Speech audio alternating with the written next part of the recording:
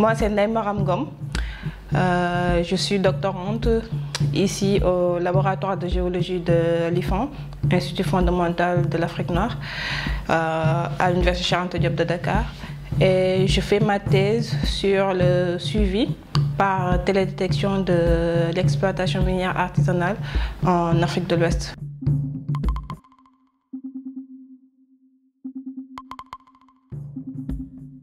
Alors, je suis la lauréate du premier prix du Hackathon Mine Innovation 2021 et c'était un hackathon qu'on avait organisé dans le but de proposer des solutions innovantes dans le secteur extractif.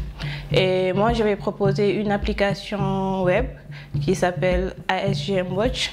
ASGM comme Artisanal and Small Scale Gold Mining, Watch comme visualisé, et c'est une application qui permet de faire la surveillance en temps réel des sites d'orpaillage, c'est-à-dire les sites d'exploitation artisanale d'or au Sénégal et en Côte d'Ivoire, qui sont mes deux pays d'études.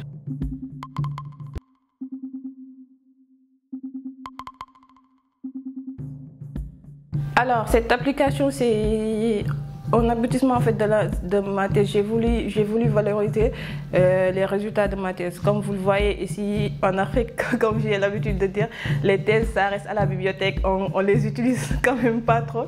Alors je me suis dit que j'avais envie que cette thèse serve à quelque chose et j'ai valorisé les résultats. J'ai développé une application web qui, comme je l'ai dit, va permettre aujourd'hui à l'État du Sénégal de faire la surveillance des sites d'orpaillage dans la région de Kédougou. Et c'est une plateforme que j'ai créée avec des données satellites. Ce sont des données satellites qu'on utilise. Et à chaque fois avec l'intelligence artificielle et un algorithme qu'on a écrit, à chaque fois qu'il y a une nouvelle image, on peut arriver à voir ce qui a évolué dans un site d'orpaillage, ce qui a évolué sur le sol. Et aujourd'hui, l'État peut, avec ça, surveiller, au lieu d'aller à Kédougou et surveiller tout le temps ce qui se passe là-bas, les gens du ministère peuvent rester sur place et surveiller les sites qui sont à Kédougou.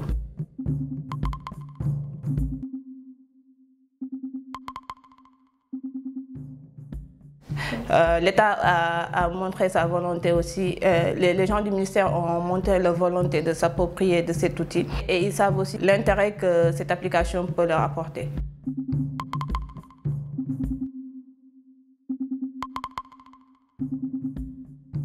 Alors pour le moment, je ne suis pas trop dans le secteur minier. C'est vrai que je suis géologue de formation. Je suis plus dans le domaine de la recherche que dans le secteur extractif. Mais je pense que ici au Sénégal, dans le secteur extractif, il y a moins de 10%. Je pense que c'est 8% de femmes. Et le taux est très faible. Et c'est sûr que c'est en lien avec la formation parce que pour travailler dans le secteur extractif, il faut être d'abord scientifique. Je le dis bien, il faut être scientifique, géologue.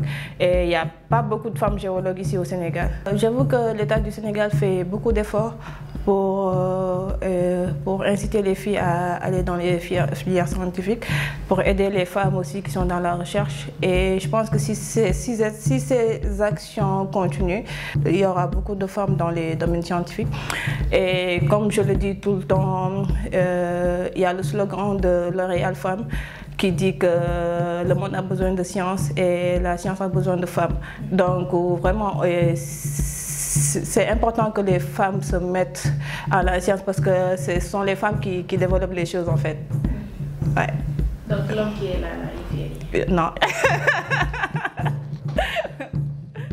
Alors, comme je t'ai expliqué, l'application, elle permet de faire la surveillance en temps réel des zones minières, des sites miniers au Sénégal oriental, dans la région de Kédougou.